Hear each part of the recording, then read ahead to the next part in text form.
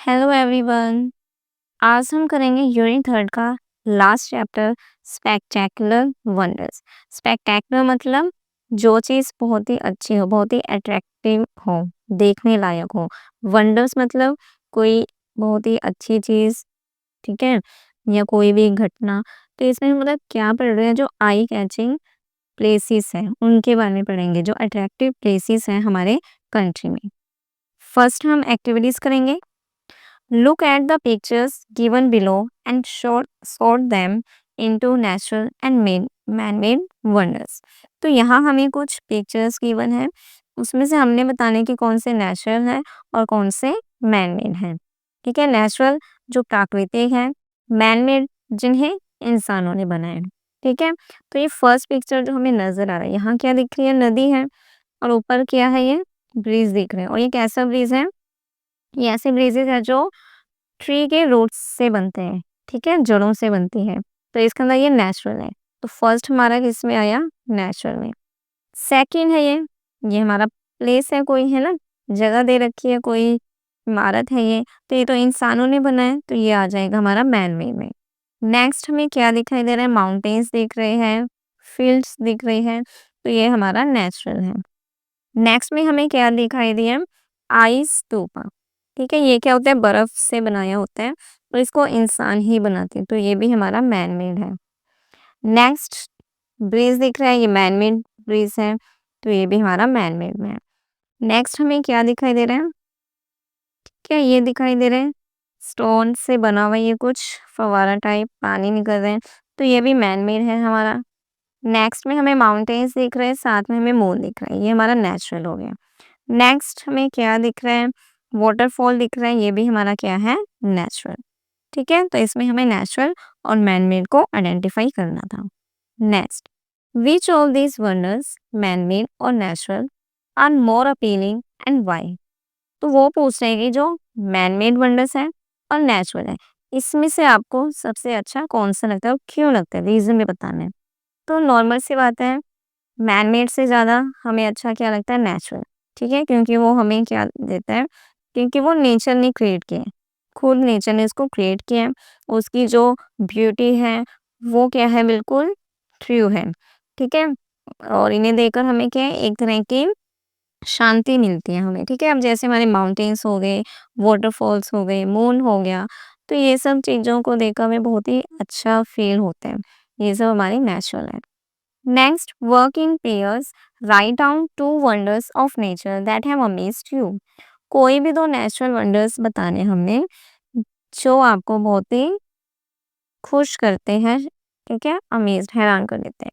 तो कोई भी दो आप एग्जांपल बता सकते हैं, सन हो गए, स्टार्स हो गए, सन, हिमालय, कुछ भी बता सकते हैं और उनके बारे में हम बताएंगे भी कि वो आपको क्या इंप्रेसिव है। जैसे सन है, ठीक है, नेचुरल ऑब्जेक्ट है, वो हमें क्या दे रहा है, लाइट दे रहा है, एनर्जी हर रोज देता है, जो कि हमारे जीने के लिए जरूरी है। दूसरा हम कोई भी माउंटेन बता सकते हैं, मान लो हमने हिमालय बता दिया। ठीक है, तो जो हिमालय है वो वर्ल्ड का सबसे टॉलेस्ट माउंटेन है, हर टाइम उसमें स्नो से वो कवर रहता है, तो वो बहुत ही प्यारा लगता है, बहुत ही सुंदर लगता है। Next, work in groups of 4, complete the web chart given below with words that you associate with the phrase nature's power. तो हमें यहाँ क्या करना है, वेब चार्ट गिवन है, इसको कंप्लीट करना है और हमें नेचर के पावर से रिलेटेड जो भी वर्ड्स हैं उससे इस वेब चार्ट को कंप्लीट करना है। तो नेचर पावर क्या क्या हो सकती है, जो भी हम नेचर इवेंट्स देखते हैं, जैसे रेन हो गया, फ्लड हो गया, earthquake, storm, tsunami, cyclone, landsliding, lighting, तो ये सब क्या है, नेचर पावर। तो इसमें से आप कुछ भी लिख सकते हैं। अब हम करते हैं अपना चैप्टर स्टार्ट। ठीक है, let us read. India is home to some of the most mystifying natural phenomena that surprise and spark our imagination. तो ये क्या कह रहे हैं, जो इंडिया है वो होम है, किसका होम है, कुछ बहुत ज़्यादा मिस्टिफाइंग, मिस्टिफाइंग मतलब जो बहुत ही अद्भुत हो, बहुत ही अजीब हो, स्ट्रेंज हो, जो इम्पॉसिबल हो एक्सप्लेन करना, जिसके बारे में हम इजीली नहीं बता सकते। तो वो कह रहे हैं कि इंडिया में बहुत ज़्यादा नेचुरल फेनोमेना होते रहते हैं, घटनाएँ होती रहती हैं, प्राकृतिक घटनाएँ और कैसे जो बहुत ही मिस्टीरियस होती है, स्ट्रेंज होती है। दैट सरप्राइज़ जो हमें हैरान करती है एंड स्पार्क अवर इमेजिनेशन और हमारी कल्पनाओं को स्पार्क करती है और भी ज़्यादा बढ़ाती है। तो अब हम जो भी हमारे कुछ ये फेनोमेना है नेचुरल इनके बारे में पढ़ेंगे, ठीक है? कुछ नेचुरल हमारे हेरिटेज साइट्स हैं, प्लेसेस हैं, उनके बारे में। तो फर्स्ट हमारा क्या है? The valley of flowers Uttarakhand. तो ये उत्तराखंड में नेशनल पार्क है वैली ऑफ फ्लावर्स, ठीक है? इसके बारे में पढ़ेंगे। The valley of flowers is an eye catching spectacle with around 600 species of exotic flowers. तो वो क्या कह रहे हैं कि जो वैली ऑफ फ्लावर्स है आई कैचिंग बहुत ही अट्रैक्टिव स्पेक्टेकल है, मतलब साइट है, मतलब जो यहाँ का दृश्य होता है वो बहुत ही अच्छा होता है। With around 600 species of exotic flowers. Exotic का मतलब अनकॉमन, जो बहुत ही कम हो, रेयर हो। तो यहाँ क्या दिखाई देते हैं? बहुत ही ऐसे फ्लावर्स दिखाई देते हैं जो रेयर हैं, बहुत कम दिखाई देते हैं जो, और उसके भी हमें लगभग 600 स्पीशीज दिखाई देते हैं। अब उसमें क्या क्या इंक्लूड है? Orchids, poppies, primulas, marigold, daisies and anemones. तो ये सब क्या है? फ्लावर्स की अलग अलग स्पीशीज हैं और ये क्या है? रेयर है बहुत ही, और वैली ऑफ फ्लावर्स में ये देखे जाते हैं। इट इज अ प्लेस, ये एक ऐसा प्लेस है where nature blooms in its full glory offering an attractive view. तो वो कह रहे हैं कि वैली ऑफ फ्लावर्स एक एक ऐसा प्लेस है जहाँ नेचर क्या है अपनी पूरी ग्लोरी, अपनी पूरी शोभा के साथ खिलती है, ब्लूम्स करती है, खिलती है, और क्या देती है हमें? एक अट्रैक्टिव व्यू देती है, एक बहुत ही आकर्षक दृश्य हमारे हमारे सामने प्रस्तुत करती है। The trek to the valley offers spectacular views of beautiful waterfalls and wild streams. Track मतलब जब हम इन वैलीज में जाते हैं, ठीक है? तो वो कह रहे हैं कि अगर हम इन वैली में जाएं, इनके अगर हम ट्रैक करें, यात्रा करें, तो ये हमें क्या ऑफर करती है? बहुत ही अच्छे अच्छे व्यूज ऑफ ब्यूटीफुल वाटरफॉल। यहाँ क्या होते हैं? वाटरफॉल्स होते हैं, झरने होते हैं, और जंगली स्ट्रीम, स्ट्रीम मतलब धारा, पानी की धारा या नदी। तो यहाँ हमें क्या-क्या दिखाई देंगे? बहुत ही सुंदर-सुंदर वाटरफॉल्स और जो जंगली नदी है, उनके हमें बहुत ही अट्रैक्टिव व्यूज दिखाई देते हैं। The valley is also home to rare wildlife species. अब वो कह रहे हैं कि इन वैली में कुछ वाइल्ड लाइफ स्पीशीज भी रहते हैं, वन्य जीव भी रहते हैं। अब कौन कौन से? Like the grey langur, flying the grey langur, flying squirrel, red fox, lime butterfly and snow leopard, to name a few. तो बहुत सारे ऐसे स्पीशीज भी है यहाँ जो बहुत कम देखे जाते हैं बाकी जगह। तो ये सब हमारे स्पीशीज से wild life species. With a stunning backdrop of the mighty Himalayan ranges, the Valley of Flowers National Park presents an unforgettable experience for visitors. अब वो कह रहे हैं कि यहाँ में क्या दिखाई देता है? हिमालय पर्वत के रेंजेस भी दिखाई देती हैं, ठीक है? हिमालय पर्वत बहुत ही माइटी है, शक्तिशाली है, तो उसके भी हमें बहुत ही अद्भुत बैकड्रॉप, मतलब बैकग्राउंड, पृष्ठभूमि दिखाई देती है। उसके साथ साथ तो वो कह रहे हैं कि वैली फ्लावर्स क्या है? हमें हिमालय के साइट्स भी दिखाता है। तो ये क्या करते हैं? जो हमारे विजिटर्स आते हैं, जो यहाँ घूमने आते हैं लोग, उनके लिए एक बहुत ही अच्छा एक्सपीरियंस बन जाता है। ऐसा एक्सपीरियंस जिसे वो भूल नहीं सकते।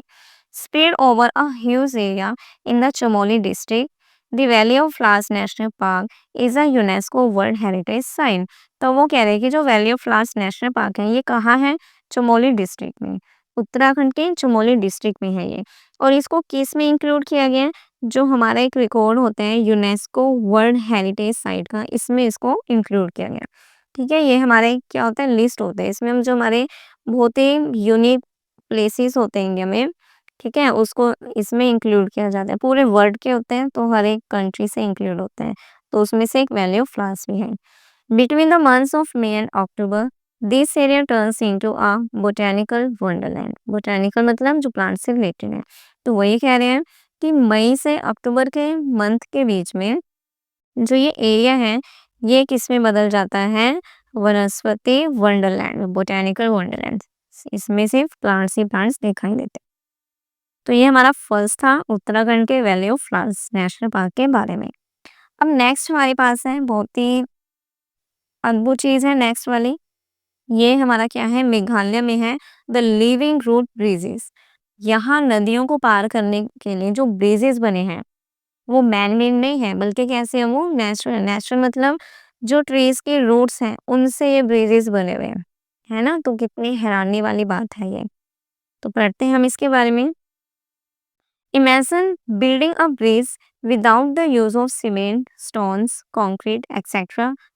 Is it possible? तो वो कह रहे हैं कि क्या आप इमेजिन कर सकते हैं कि ऐसा ब्रिज बनाना जिसमें ना ही सीमेंट का यूज हुआ है, ना ही स्टोन पत्थर का यूज है और ना ही कंक्रीट का यूज हुआ है। Is it possible? तो क्या ये पॉसिबल हो सकता है? तो ऐसा तो पॉसिबल हो ही नहीं सकता, क्योंकि ब्रिज तो बहुत मजबूत होना चाहिए और उसके लिए सीमेंट, स्टोन, कंक्रीट इन सब का यूज होता है। लेकिन हिमालय में ऐसा मेघालय में ऐसा नहीं है। The living root bridges are incredible feats of engineering built by the indigenous people of Meghalaya. तो वो कह रहे हैं कि मेघालय के जो इंडिजीनियस मतलब जो वहाँ के रहने वाले लोग हैं, ठीक है, नेटिव जो वहाँ के रहने वाले लोग हैं। फीट्स का मतलब ऐसा टास्क जिसको अचीव करना बहुत ही मुश्किल था। लेकिन मेघालय के जो लोग थे उन्होंने क्या किया? एक ऐसा ब्रिज बनाया जो सिर्फ किससे बना था? पेड़ों के रूट से। तो वो एक बहुत ही क्या था? इनक्रेडिबल फीट्स ऑफ इंजीनियरिंग, मतलब इंजीनियरिंग का एक ऐसा टास्क था जिसको कोई भी अचीव नहीं कर सकता, जिस पे विश्वास करना बहुत मुश्किल है। लेकिन मेघालय के लोगों ने ऐसा कर दिखाया। The living root bridges are one of Meghalaya's most beautiful tangible UNESCO World Heritage Sites. Tangible मतलब जिसको देखा जा सकता है, जिसको नोटिस किया जा सकता है। तो वो कह रहे हैं कि मेघालय के सबसे ब्यूटीफुल टेंजिबल जिसको देखा जा सकता है, तो इसको भी क्या किया गया? यूनेस्को के वर्ल्ड हेरिटेज साइट में इंक्लूड किया। तो वो कह रहे हैं कि उसमें से जो सबसे ब्यूटीफुल है वो कौन सा है? Living root bridges. ठीक है, मतलब मेघालय के और भी साइट्स हैं जिसको हमने वर्ल्ड हेरिटेज में इंक्लूड किया है, उसमें से जो लिविंग रूट ब्रिजेस हैं वो सबसे ब्यूटीफुल है। Crossing the many waterways without bridges was difficult for people in the past during monsoons. तो वो कह रहे हैं कि पास्ट के टाइम में, मॉनसून्स के टाइम जब बारिश होती थी तो वहाँ बिना ब्रिजेस के वाटरवे मतलब जो नदी वगैरह होती थी वहाँ, ठीक है, वाटर बॉडीज जो भी थी, तो वो कह रहे हैं कि उस टाइम में बिना ब्रिजेस के नदी वगैरह को क्रॉस करना बहुत ही मुश्किल होता था वहाँ के लोगों के लिए।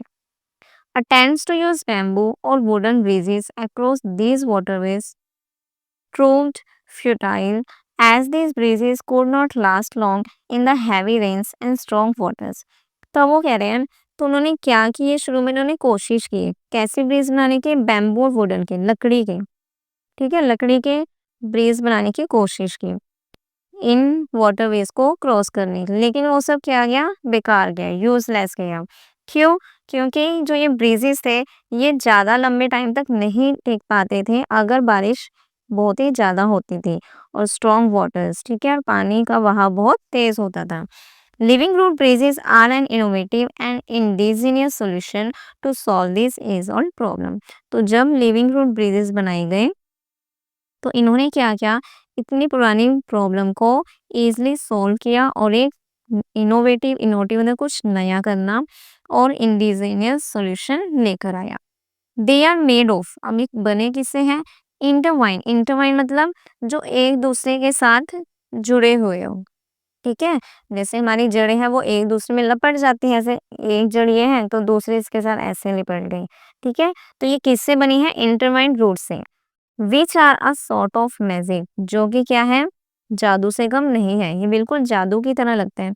But they are not imaginary, लेकिन ये काल्पनिक नहीं है, मतलब ये सब हकीकत है। These bridges have been built for centuries by the indigenous people of the land.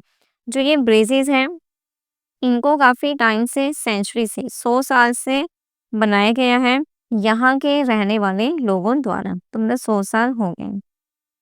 It is a naturally build ecosystem of local flora. Flora किसको कहा जाता है? जिसमें पेड़ पौधों को इंक्लूड किया जाता है, ठीक है। तो वो यही कह रहे हैं कि किससे बना है? लोकल फ्लोरा, जो वहाँ के लोकल पेड़ पौधे हैं उनसे बना हुआ है। तो ये क्या है? नेचुरल बिल्ड है, प्राकृतिक रूप से बना हुआ है। It also symbolises the relationship and knowledge that the local people have over their region and the cultural significance that it holds for them. तो वो कह रहे हैं कि जो ये ब्रिज है, ये सिंबलाइज करता है जो वहाँ के लोकल लोग हैं, उनकी नॉलेज और रिश्ते को दिखाता है कि उनका अपने रीजन, अपने एरिया से रिलेटेड कितना नॉलेज है, अपने एरिया से कैसा रिश्ता है उनका, इस सब के बारे में दिखाता है। और जो उनका कल्चरल सिग्निफिकेंस है, जो उनकी सांस्कृतिक इम्पोर्टेंस है, उसको भी ये शो करता है। अंडर आइडियल कंडीशंस, अच्छी कंडीशंस में, a root bridge is thought to be able to persist for 100 of years। कि अगर अच्छी सिचुएशन रहती है तो जो ये रोड ब्रिजेस हैं ये 100 साल तक तो टिक सकता है। परसिस्ट मतलब कंटिन्यू टू एग्जिस्ट। तो वो कह रहे हैं कि अगर अच्छी कंडीशंस रहते हैं तो ये ब्रिजेस 100 years तक तो चलेंगे ही, 100 years तक तो ये टिक सकते हैं। These breezes frequently rise 50 to 100 feet in the air। ये ब्रीजेस क्या हैं? ये अक्सर 50 से 100 फीट तक एयर में उठे होते हैं, ठीक है। मतलब इनके बीच पानी और इसके बीच का जो डिस्टेंस है वो 50 to 100 फीट की होती है। The state's longest living root breeze is said to be a hopping 175 feet in length। hopping मतलब ह्यूज, बहुत ही बड़ा। तो वो कह रहे हैं कि मेघालय का जो सबसे लंबा लिविंग रूट ब्रिज है वो कितना है? लेंथ में 175 फीट है वो, ठीक है, सबसे बड़ा। देयर आर अप्रोक्सीमेटली 100 और 100 non living root bridges across different villages. तो वो कह रहे हैं कि मेघालय के अलग अलग विलेजेस में लगभग 100 के आसपास लिविंग रूट्स के ब्रिजेस पाए जाते हैं। तो अब नेक्स्ट हमारे पास है दी लोनार क्रेटर लेक, महाराष्ट्र। ठीक है, महाराष्ट्र में एक लेक है, किस नेम से? लोनार क्रेटर। तो अब इसके बारे में पढ़ते हैं। The Lonar crater lake is a geological wonder nestled in the town of Lonar in Buldhana district, Maharashtra. ठीक है, वो कह रहे हैं कि जो ये लोनार क्रेटर लेक है ये कहाँ है? महाराष्ट्र के बुल्ढाना डिस्ट्रिक्ट के एक टाउन का नाम क्या है? लोनार। तो ये वहां स्थित है और ये क्या है? एक चमत्कार है। कैसा चमत्कार? जियोलॉजिकल, भूवैज्ञानिक। It is believe to have been form thousands of years ago. ऐसा माना जाता है कि ये लगभग हजारों साल पहले बनी थी। This ancient landform consisting of a giant hole came into existence when a colossal meteorite blazing at an extremely high speed crashed into the earth, leaving behind a stunning mark। अब वो क्या कह रहे हैं कि पुराने टाइम में क्या हुआ था? एक लैंडफॉर्म, ठीक है, भू आकृति, जो क्या था? एक बहुत ही बड़ा, किस रूप में था वो? एक बहुत बड़े गड्ढे के रूप में, होल के रूप में। अब वो क्या हुआ? ये तब बना जब एक बहुत बड़ा, क्लोसल मतलब एक्सट्रीमली लार्ज, ठीक है, एक बहुत ही बड़ा था। बहुत बड़ा क्या था? मेटेरॉइड। मेटेरॉइड मतलब एक उल्का, ठीक है। तो एक बहुत बड़ा उल्का आया, बहुत ही ज्यादा स्पीड से, बहुत तेज स्पीड से वो क्या हुई? अर्थ से टकराई और साथ में वो क्या छोड़ गई? एक अद्भुत स्टनिंग मार्क छोड़ गई। तो उससे क्या हुआ? अर्थ पर एक बहुत बड़ा होल बन गया। तो ये होल दिख रहा है ना, यही हमारा ये लेक है, जो किसके कारण बना? जो उल्का आई और वो पृथ्वी से टकराई और वहां पर एक बहुत बड़ा होल छोड़ गया, तो यहीं पे वो लेक हमारा बन गया। It is the only crater in India form in fall in basaltic rock by a meteorite impact and ranks as the third largest in the world, placing it among the top 5 largest craters globally। तो वो क्या कह रहे हैं कि ये India का एकमात्र क्रेटर है जो किससे बना है? बेसाल्टिक चट्टान में मेटेराइट के टकराने से बना है, कि ये इकलौता ऐसा है जो उल्का पिंड के टकराने से बना है। और पूरी दुनिया में, वर्ल्ड में इसका रैंक क्या है, थर्ड लार्जेस्ट है ये। ठीक है, तीसरे नंबर का सबसे बड़ा है ये, और टॉप 5 में ये इंक्लूड है। ठीक है, ग्लोबली अगर देखें तो the craters perfectly circular depression craters a unique saline lake at its core, creating a striking visual contrast against the surrounding rugged terrain। तो वो क्या कह रहे हैं, क्रेडिल्स का मतलब होल्ड और रग्ड का मतलब रफ। तो वो कह रहे हैं कि जो ये क्रेटर है इसका पूरी तरह से कैसा शेप है, सर्कुलर है। ठीक है, वो भी मैंने बताया था पिक्चर में, पूरा ये सर्कल की शेप का है। तो ऐसे इसने डिप्रेशन गड्ढा छोड़ दिया था। तो ये कह रहे हैं कि इस क्रेटर का ये परफेक्टली जो सर्कुलर डिप्रेशन है, ये अपने कोर मतलब सेंटर में एक यूनिक सोलाइन लेक, सोलाइन मतलब खारी झील को समेटे हुए, मतलब इसमें क्या है, एक खारी झील है जो क्या करता है, अपने आसपास के रफ एरिया है जो, ठीक है, जो इसके आसपास के ऊबड़ खाबड़ भूभाग हैं, उसके साथ ही क्या करते हैं, बहुत ही अच्छा विजुअल इम्पैक्ट देते हैं, बहुत ही अच्छा साइड ऑफर करते हैं हमें। This site is a rare and extraordinary blend of celestial impact and terrestrial beauty. तो वो कह रहे हैं कि साइड एक बहुत ही रेयर और एक्स्ट्रा ऑर्डिनरी, बहुत ही अद्भुत ब्लैंड है, मिक्सचर है। किस किस का मिक्सचर, सेलेस्ट्रियल इम्पैक्ट, सेलेस्ट्रियल मतलब अंतरिक्ष से वो उल्का आया, और टेरेस्ट्रियल ब्यूटी मतलब अर्थ पर जाके वो टकराया और अर्थ पर वो क्या हुआ, एक गड्ढा बन गया। तो दोनों का ये मिक्सचर है और बहुत ही अद्भुत है। The rim of the meteor crater offers a breathtaking spectacle of nature's power। तो वो कह रहे हैं कि जो ये उल्का उल्का पिंड था, उल्का क्रेटर था, इसका जो रिम है, जो इसका मतलब किनारा है, ये क्या करता है, नेचर की पावर एंड और जो भी हमारे and then during allure, allure मतलब attraction of our planets ancient past. तो वो कह रहे हैं कि जो उल्का है, ये क्या करता है, नेचर की पावर और जो हमारा ये प्लैनेट है, इसके जो पुराना अतीत है, इसका क्या करते हैं, एंड्यूरिंग एलोर, आकर्षण का एक बहुत ही अच्छा दृश्य प्रस्तुत करता है। अब नेक्स्ट है यहाँ पर मैग्नेटिक हिल्स इन लेह डिस्ट्रिक्ट लद्दाख। लद्दाख के लेह डिस्ट्रिक्ट में कैसे हिल्स हैं, magnetic. In the travels around Leh Ladakh is a fascinating sight which arouses curiosity to no end, the magnetic hill, a place where gravity takes a backseat। तो वो कह रहे हैं कि जब हम लेह लद्दाख में ट्रैवल करते हैं तो वहाँ हमें एक बहुत ही फैसिनेटिंग साइट, एक बहुत ही अद्भुत दृश्य दिखाई देता है, जो क्या करता है, जो हमारी क्यूरियोसिटी, हमारी जिज्ञासा को अराउज करता है, हमारी जिज्ञासा को पैदा करता है। और वो क्या चीज़ है, मैग्नेटिक हिल, ऐसा प्लेस जहाँ क्या होता है, gravity takes a back seat, जो ग्रेविटी है वो पीछे हट जाता है। Lying at a distance of around 30 kilometers from Leh, the magnetic hill is marked by a yellow signboard which reads the phenomenon that defies gravity। अब वो कह रहे हैं कि लेह से 30 किलोमीटर की दूरी पर मैग्नेटिक हिल है, और वहां पर मार्क किया गया एक येलो साइन बोर्ड से, और जिस पर क्या लिखा है, the phenomenon that defies gravity.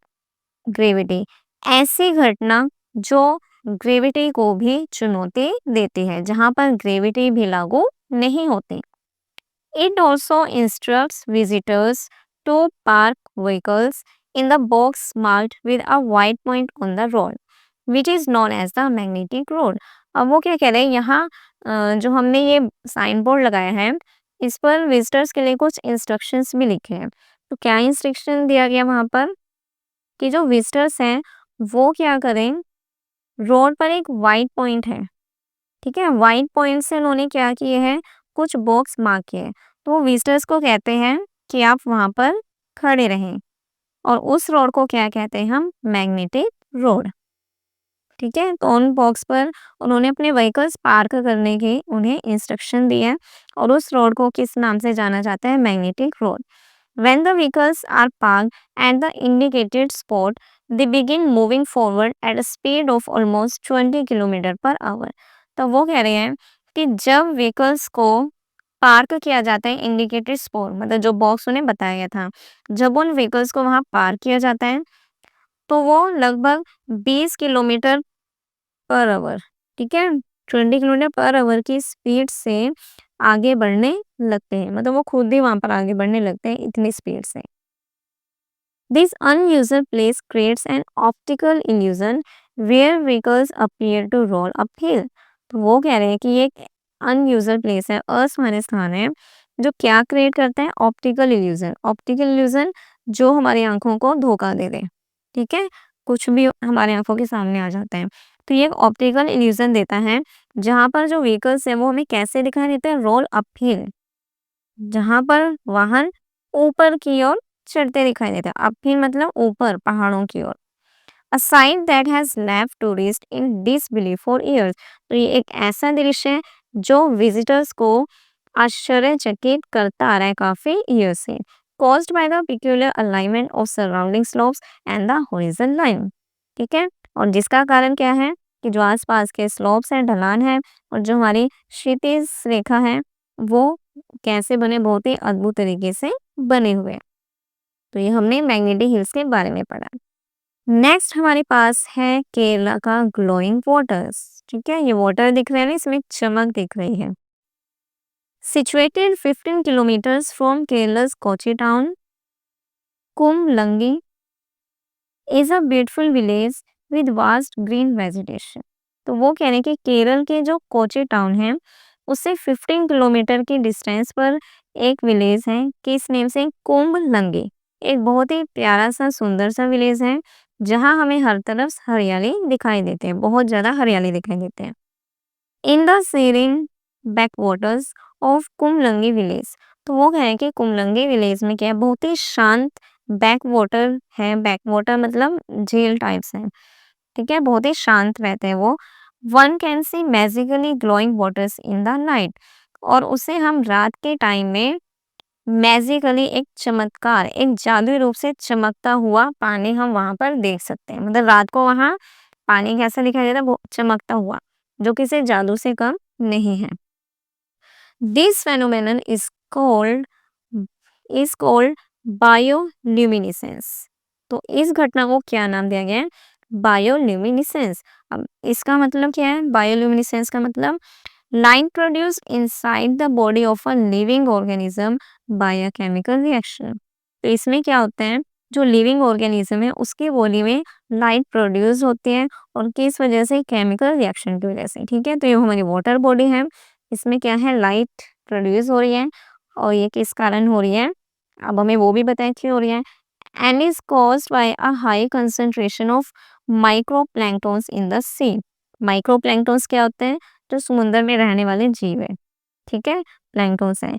तो इसका रीजन क्या है कि यह समुद्र में जो माइक्रोप्लैंक्टन्स हैं उनके हाई कंसंट्रेशन के कारण होते हैं। Which are small organism found in marine and fresh water. और जो माइक्रोप्लैंक्टन है कहाँ पाए जाते हैं, जो भी समुद्र वगैरह हो गया या फ्रेश वाटर बॉडीज होगी वहां पाए जाते हैं, बहुत ही स्मॉल ऑर्गेनिज्म होते हैं, छोटे जीव होते हैं। This beautiful sight has captured the attention of locals as well as tourists। तो जो एक बहुत ही सुंदर दृश्य दिखाई देते हैं, ये लोगों को भी अट्रैक्ट करते हैं, वहाँ के रहने वाले लोगों को, और जो वहाँ टूरिस्ट आते हैं, विजिटर्स आते हैं, उनको भी ये आकर्षित करते हैं। Making Kumbalangi an eco tourism village in India. और जिससे जो हमारा ये विलेज है कुंभलंगी, ये इंडिया का एक इको टूरिज्म विलेज बन गया है। One can experience the village life in all its beauty and simplicity. अगर कोई यहाँ आता है तो वो एक्सपीरियंस कर सकता है विलेज लाइफ को, इसकी सुंदरता और सिंप्लिसिटी में। And acquaint oneself to their cuisine and culture. Acquaint मतलब हम वहाँ से परिचित हो सकते हैं। एक्वेंट मतलब किसी चीज़ के बारे में जानना। तो वहाँ की जो भी क्विजीन है, खाने की चीज़ें हैं, ठीक है, और कल्चर है, उससे भी हमें ये इंट्रोड्यूस करवाता है। तो ये हमारा क्या था, केरला का ग्लोइंग वाटर्स। नेक्स्ट है दी सुंदरबंस। ठीक है, इसके बारे में तो आपने सुना भी होगा। The Sundarbans, can a forest exist in a coastal zone? कि क्या एक जंगल कोस्टल जोन तटीय क्षेत्र में हो सकता है? यस, हाँ। और उनको हम क्या बोलते हैं? They are called mangrove forest. तो कौन से जंगल है वो? Mangrove forest. Where trees take root under water in the low oxygen soil. जहाँ जो पेड़ होते हैं वो सॉइल के अंदर, इसके वाटर के अंदर, ठीक है, वाटर के नीचे कम ऑक्सीजन वाली मिट्टी में अपनी रूट्स प्रोड्यूस करते हैं। मतलब उनके रूट्स कहाँ होती हैं? कम ऑक्सीजन वाली मिट्टी में। The roots slow down the movement of tidal waters. जो इनके रूट्स होते हैं, तो वो कह रहे हैं कि जो इनके रूट्स होते हैं वो टाइडल वाटर की मूवमेंट को क्या करते हैं? स्लो करती है। Stabilising the coastline and reducing erosion. Erosion मतलब कम होते रहना, ठीक है, जो कटाव होते हैं। तो वो कह रहे हैं कि इन इन फॉरेस्ट ट्रीज की जो रूट होती हैं वो टाइडल वाटर की स्पीड को कम करती हैं और जो कोस्ट लाइन है उसको स्टेबलाइज करती है, फिक्स करती हैं और इरोजन को कम करती हैं। The Sundarbans is one such mangrove forest spread over 1400 kilometres in West Bengal. तो वो कह रहे हैं कि जो सुंदरबन है ये एक ऐसा मैंग्रोव फॉरेस्ट है जो वेस्ट बंगाल में 1400 किलोमीटर से ज़्यादा एरिया में फैला हुआ है। Lying in the delta of rivers, जो रिवर्स के डेल्टा में। अब कौन कौन से रिवर्स है? Such as the Ganga, the Brahmaputra and the मेघना। The name is derive from sundari trees that are plentiful in the area. तो उस एरिया में पेड़ है कौन से? किस नेम से? सुंदरी ट्रीज। तो वो बहुत ज्यादा मात्रा में वहां, इसीलिए इसका नाम क्या रखा गया है? Sundarbans. The area is also populated by an extensive range of flora and fauna. इस एरिया में बहुत ज्यादा पाए जाते हैं, बहुत ज्यादा रेंज में क्या? फ्लोरा एंड फोना, ठीक है, पेड़ पौधे भी और जीव जंतु भी, इंक्लूडिंग मैनी बर्ड स्पीशीज। और बहुत सारे पक्षियों की प्रजातियां भी पाई जाते हैं। The majestic Bengal tiger and the other threatened species, ठीक है, वो क्या क्या पाए जाते हैं? शानदार बंगाल टाइगर, और जो कम होते जा रहे हैं जो भी खतरे में स्पीशीज है वो भी पाए जाते हैं, जैसे कि क्या है? Estuarine crocodile and the Indian python, ठीक है, खाड़ी का मगरमच्छ और इंडिया का जो अजगर है वो भी यहाँ इसमें इंक्लूड है, वो भी यहाँ पाए जाते हैं। एस्टुअरीन का मतलब क्या होता है? ऐसे जीव जो कहाँ रहते हैं? एस्टुअरी में। एस्टुअरी मतलब ऐसा एरिया जो फ्रेश वाटर रिवर को ओशन से मिलाते हैं, ठीक है। नेक्स्ट है and the last one is the invisible Chandipur beach, Orissa. Orissa में एक बीच है, किस नेम से? चांदीपुर। अब नाम में एक वर्ड जुड़ा है इनविजिबल, जो गायब हो जाए, ठीक है। तो ये भी काफी इंटरेस्टिंग सा है। Have you seen things disappeared in front of your eyes? कि आपने कभी चीजों को अपनी आंखों के सामने गायब होते देखे हैं? Well, such things happen at time. हाँ, होता है कई बार ऐसा, है ना। कब? When we keep things at some place, जब हमने कोई चीज कहीं पर रखी, एंड जस्ट फॉरगेट, और भूल गए, वी हैव केप्ट देम, और हम भूल गए कि हमने उसे कहाँ रखा था, ठीक है। But what if there is a sea that disappears? लेकिन क्या हो अगर आपको कहा जाए कि ऐसा सी है जो गायब हो जाता है, ठीक है। तो सच में एक ऐसा समुंदर है, एक ऐसा बीच है जो गायब हो जाता है, और वो कहाँ है? उड़ीसा में।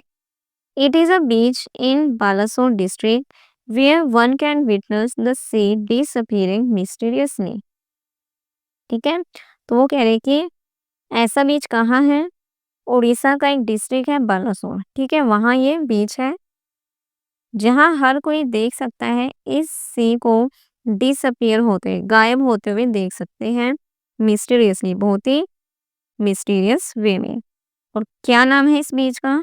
The Chandipur beach, which is non for its unique feature of playing hide and seek with the visitors, ठीक है। और ये किस नेम से फेमस है? इसमें एक बहुत ही यूनिक फीचर है। कौन सा फीचर है? जो विजिटर्स के साथ हाइड एंड सीक खेलता है, आंख मिचोली खेलता है। The sea can actually be witnessed disappearing and reappearing. तो इस सी को हम सच में देख सकते हैं, डिसअपीयर गायब होते हुए और रीअपीयर और फिर से ये सामने आ जाता है। This is because the sea water moves, ऐसा इसलिए क्योंकि जो सी वाटर है वो मूव करता रहता है। इट रिट्रीट्स मतलब बैकवर्ड जाना बाई 5 किलोमीटर ड्यूरिंग एब टाइड। एब टाइड मतलब period of time when water flows away from the shore. ठीक है, वो टाइम पीरियड जिसमें वाटर शोर से अपने किनारे से चली जाती है। ठीक है, तो एब टाइड वो होता है। तो वो कह रहे हैं कि जब एब टाइड का टाइम होता है, ये टाइम पीरियड होता है, तो उस दौरान जो सी वाटर है ये पीछे चली जाते हैं लगभग 5 kilometre. The duration between the high tide and low tide. ठीक है, तो एब टाइड वो ड्यूरेशन जो हाई टाइड और लो टाइड के बीच का टाइम है। और फिर ये वापस आते हैं, comes back to the shore at the time of high tide. और हाई टाइड के टाइम पर ये क्या करती है, किनारे पर दोबारा से वापस आ जाती है। This unusual natural phenomenon keeps on happening daily. और ये जो अद्भुत नज़ारा है, प्राकृतिक नज़ारा है, घटना है, ये डेली होती रहती है। Where one can actually see the sea, जहाँ पर हर कोई एक्शन में सी को देख सकता है, एंड देन वॉच और फिर द्वारा देख सकता है, it disappear in front of their eyes, अपनी आंखों के सामने गायब होते हुए देख सकता है।